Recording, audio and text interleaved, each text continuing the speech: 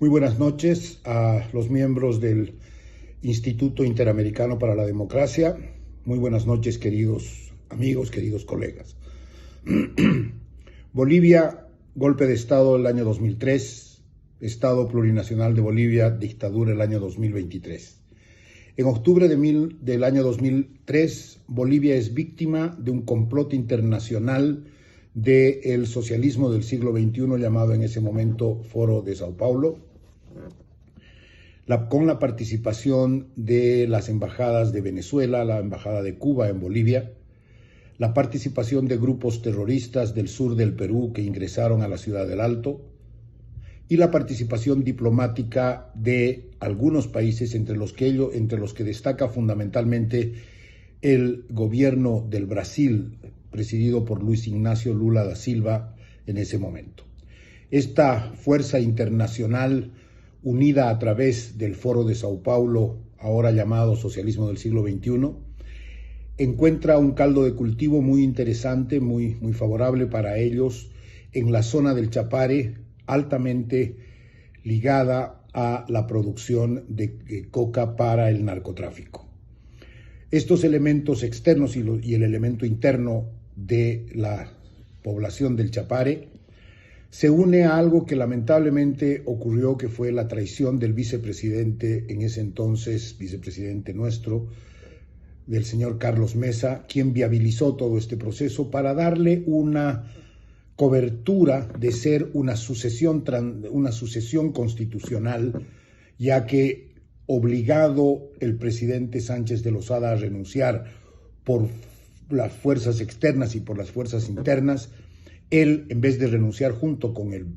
presidente de la República, decide dar un pasito al costado y hacerse de la presidencia. Este proceso facilita la organización de lo que va a venir después, y lo que va a venir después hasta el día de hoy, 20 años, ya que en esos 2 años Carlos Mesa gobierna de la mano con Evo Morales,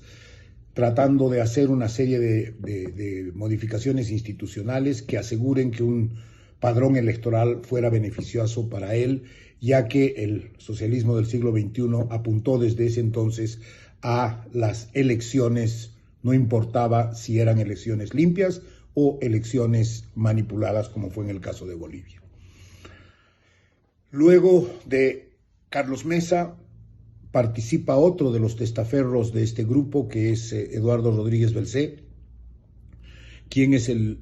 teóricamente el que le entrega el poder a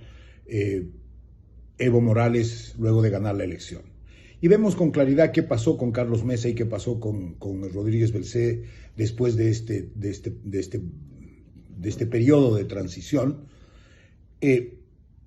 Carlos Mesa se convierte en el vocero oficial de Evo Morales para la pantomima de la defensa del mar boliviano en el juicio de La Haya, y Eduardo Rodríguez Belcé se convierte en el abogado principal de la defensa de Bolivia frente a Chile en la pantomima de la recuperación del mar en la Corte Internacional de La Haya. Todo este proceso ha seguido funcionando y tenemos ahora a Bolivia, un país